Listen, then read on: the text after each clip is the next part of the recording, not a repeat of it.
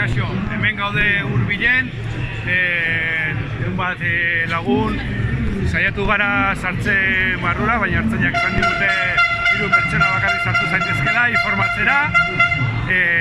Saiatu gara sartzen guztiak, batzuk sartu gara, beste batzuk kanpoan geratu dira, eta bueno, oso kuriosoa galeria komertzial batzuk ikustea antidisturbioz, ertzainak, pistolakin, armaikin, violentziakin, porrakin, pasillotik pasiatzen.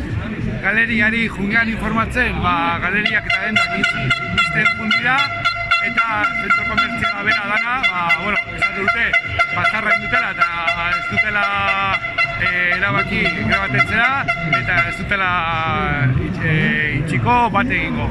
Ulertzen dute grebaren eguna, ulertzen dute aldarrikapenak, baina, esate dute.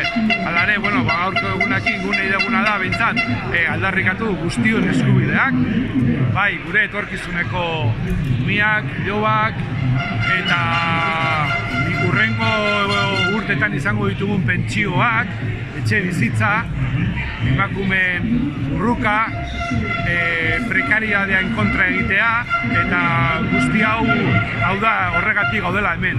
Eta, pixkat bortitza iritu zaigu ertzainaren jokaera, jende libre sustea ibiltzeagatikan, eta pixkat ere salatu nahi dugu, eta identifikatu gaituzte, eta desórdenes del orden público, alteración, falta de respeto a la autoridad, eta imputatuko gaituztela esan digute, identifikatu gaituzte batzuei din, niri tartean, eta ikusiko dugu, baina eskubidea greba egitearena ezin da zigortu, eta beti jarraian bukatuko dugu.